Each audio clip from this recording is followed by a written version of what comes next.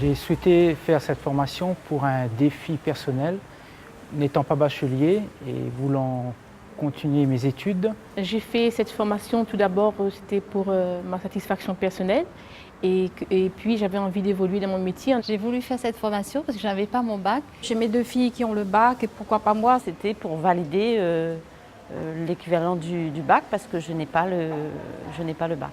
Ce diplôme s'inscrit dans la politique RH de l'établissement puisqu'il a vocation à permettre aux professionnels qui n'ont pas eu la chance de poursuivre des études d'arriver à un niveau bac et de pouvoir continuer à poursuivre leur carrière. Alors ce projet est né autour d'une table avec comme acteurs des représentants de la NFH, de l'hôpital, de l'IFSI, l'université bien sûr.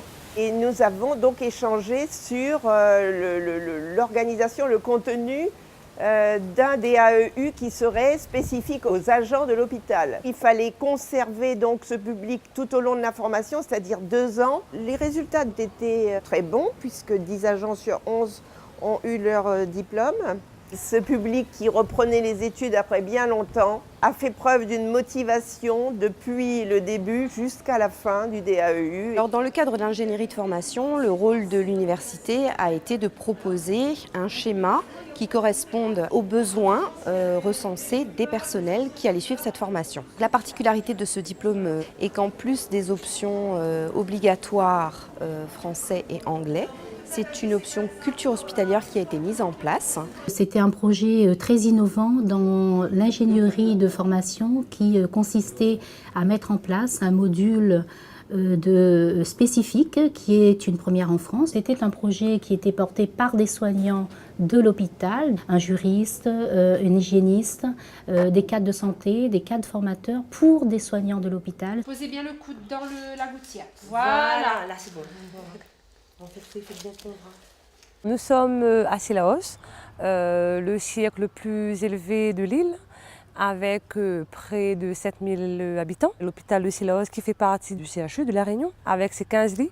Cette formation, c'était un défi personnel, parce que quand j'étais à l'école, je n'ai pas pu arriver en terminale. Pour moi, ce n'était pas fini l'école et je voulais absolument avoir mon bac. Aussi, c'était pour pouvoir m'ouvrir les portes pour les diverses formations que j'ai en tête. Exercer en tant qu'infirmière à Cilaos serait bien.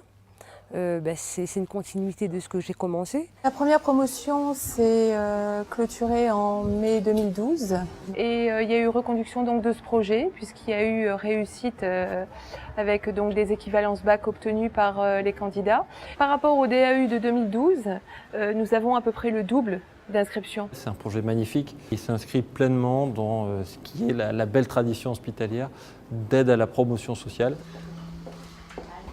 Mon projet, ce serait de faire un BTS comptabilité.